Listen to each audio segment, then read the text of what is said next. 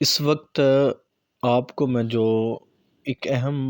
بات بتانے لگا ہوں وہ یہ ہے کہ جاپان کے اندر ویسے تو بہت سارے مراکز ہیں، لیکن باندوشی کے اندر،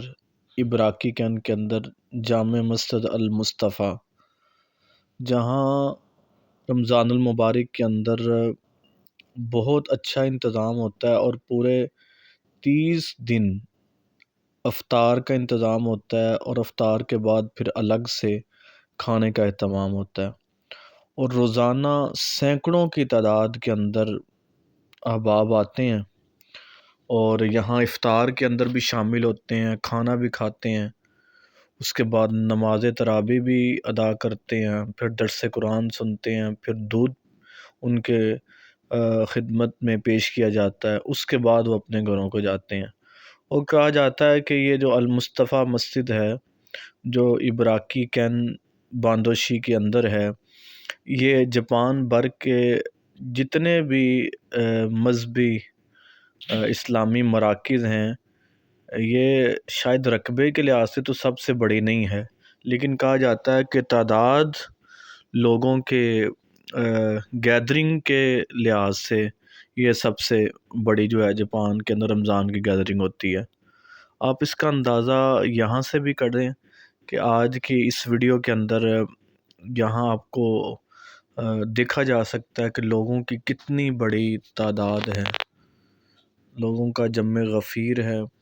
اور پھر کھانا بھی بڑے اچھے انداز کے اندر انتظامیہ کی طرف سے سرو کیا جاتا ہے۔ اور آپ دیکھیں پارکنگ، دیکھیں کہاں سے شروع ہو رہی ہے، مسجد کے باہر کے مناظر ہیں، اور یہ مسجد کے سامنے سائڈ پہ پارکنگ ہے، مسجد کے ساتھ بھی پارکنگ ہے، یہ بھی فل ہے، سامنے والی بھی فل ہے۔ اور اگر آپ مسجد کے اندر کے مناظر دیکھیں تو آپ وہ بھی دیکھ کر حیران ہوں گے۔ تو یہ 30 دن پورا ان کا اسکیجول بنا ہوتا ہے، اور ہر کسی کی خواہش ہوتی ہے کہ ہمیں ایک دن دیا جائے، تو خاصا خرچہ بھی ہوتا ہے، کوئی 15-20 مان کی ایک دن کا احترام و انصراف کے اوپر خرچہ آتا ہے۔ تو لوگ وہ اللہ کی رضا کے لیے، اللہ کی خوشنودی کے لیے دیتے ہیں تاکہ روزہ افطار کرنے کا ثواب ملے۔ اور ویسے بھی آقا علیہ الصلوۃ والسلام نے ارشاد فرمایا ہے کہ جو کسی کا روزہ افطار کرواتا ہے اس کو وہی ثواب ملتا ہے جو روزہ رکھنے والے کو ثواب عطا ہوتا ہے۔ تو اس لیے لوگوں کے اندر جوش و خروش ہے، جو عام طور پر ہمیں باقی جیسے ہمارا تعلق پاکستان کے اندر ہے، وہاں بھی اتنا جوش و خروش رمضان کے اندر نظر نہیں آتا۔ تو یہاں جوش و خروش، اللہ پاک سب کے ایمان کو سلامت رکھے، اور دین کے ساتھ سارے احباب جو جڑے ہوئے ہیں، اللہ پاک ان کی محبتوں کو اسی طرح قائم اور دائم رکھے، اور یہ رمضان کی رونقیں، یہ برکتیں، یہ سعادتیں اللہ پاک ہم سب کو بھی نصیب فرمائے۔ تو میں 2-3 افطار پہ گیا ہوں، تو میں نے اس لیے کہا کہ آپ کے ساتھ شیئر کیا جائے، تاکہ اتنا رش دیار غیر کے اندر اور اسلامی اجتماع کے میں ہونا، یہ اللہ کی رحمت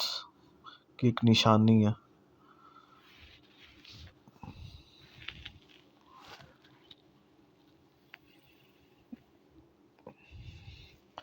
یہ بھی پہلے انتظامات ہو رہے تھے،